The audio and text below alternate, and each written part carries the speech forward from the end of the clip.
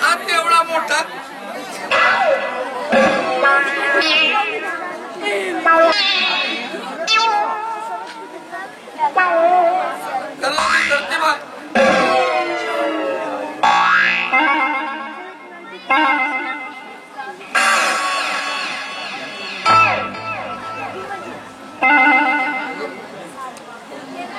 जरा लगे तर ठेवला तर भयावानी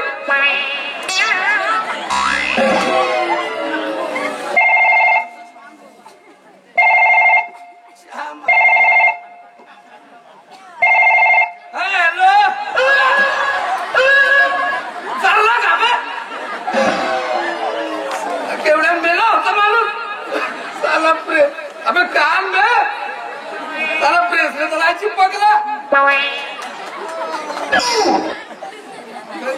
हाय नाही येत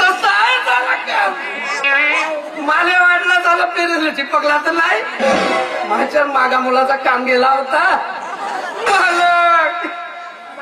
मला गेला जे वाया आता का सांगू तेवढ्या चोऱ्याला लासला जी अबे असा कसा लासला हा बरं काम जाग्यावर आहे का नाही तर अबे कसा लासला आता का सांगू मला असा लासला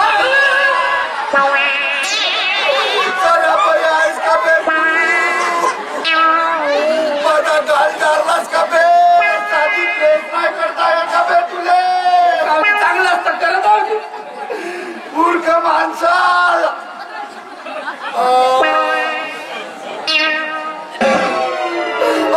काम चांगलं नाही करत तू आता पुन्हा कसा तुला तेवढे कान वाकडे होते सीधे केले का तुमचे हे बघ मी तुला कशी प्रेस करायची ते समजावून सांगतो असा कपडा सरळ करायचा त्याच्यावर पाणी मारायचं आणि मग फिरवायचा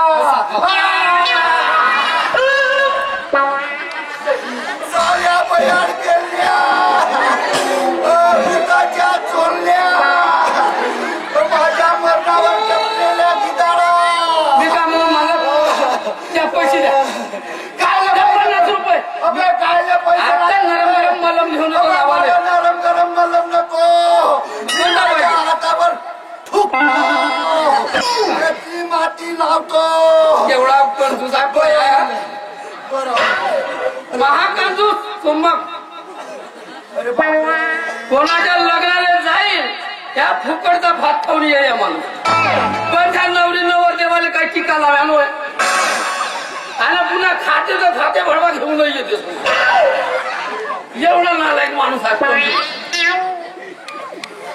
एवढा नालायक गेला बाई अजिबातच बेकार माणूस पूरा लायक मालक मुलो लायक लायक दानसूर कसा म्हणत बरं भिक्या भिक्या काहीतरी जळल्याचा वास येत आहे रे तुला येत नाही का बघा पुंजाने पेटवत होते पोरत येत अरे वासेचा फरक आहे तो वासेचा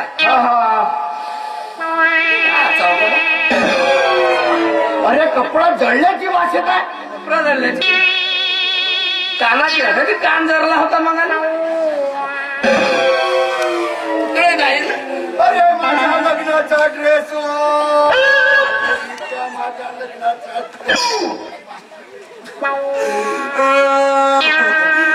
शोभते घरी हा महिन्या वयामध्ये बैल लग्नाचा ड्रेस म्हणतात आता लग्न करायची वय आहे का याची अबे हा माझ्या लग्नात मिळालेला होता ड्रेस आता भरून दे आता का भरून द्यायचा आहे मला माहितच नाही आम्ही चालला चोर बाजार तू 100 रुपयाचा मूर्ख माणसा भरून देऊ का भरून देऊ तुला भरून दे म्हणजे नवीन घेऊन दे असं म्हणायचं होतं मला घ्या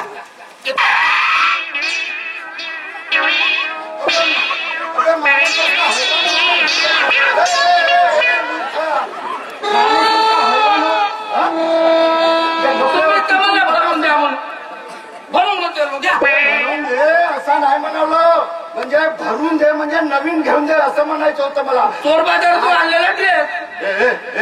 असा नको बोलू बे, असा नाही बोलावा.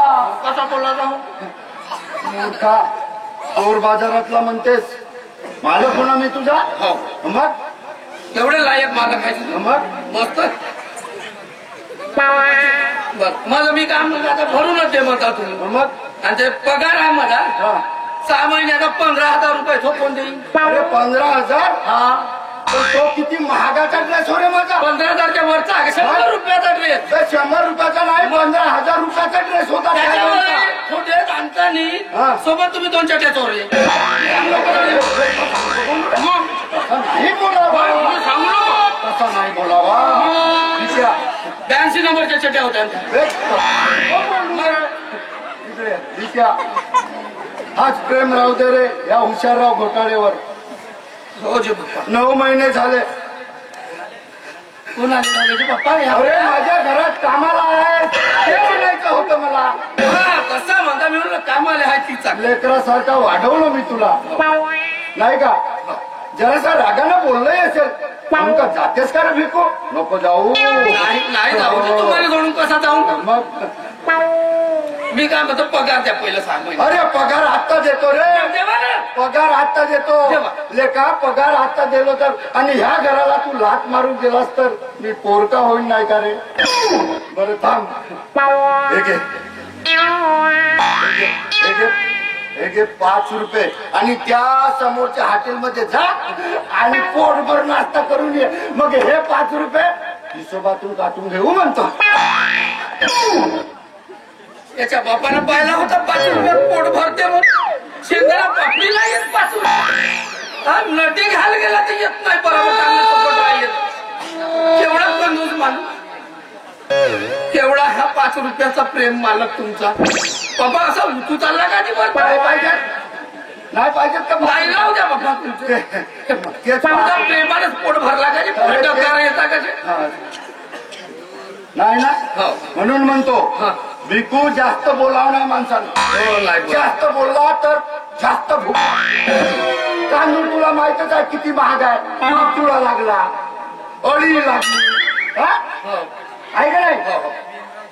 म्हणून आपण जास्त भात खावाचा नाही. आणि जास्त भात खाल्लाय तर शेवटी काय मिळतं. काहीच मिळत नाही.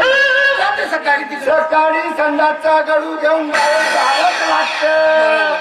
बरोबर आहे. मी काय म्हणतो खावाच आहे नाही ना आपण जावाच आहे नाही ना.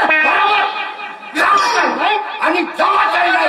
आता मी काय म्हणतो तू तुझं वालं काम कर मी माझं वालं काम करतो. म्हणजे मी माझ्या हिशोबाचं बघतो माझ्या दादा. बाबा तेवढा कंजूस बसला तर मागं फिरून पाया माणूस. जास्त नाही केलो रे बाबा. तेवढा बेकार माणूस. जाऊ दे आम्हाला काय हो आपला काम आपण करा.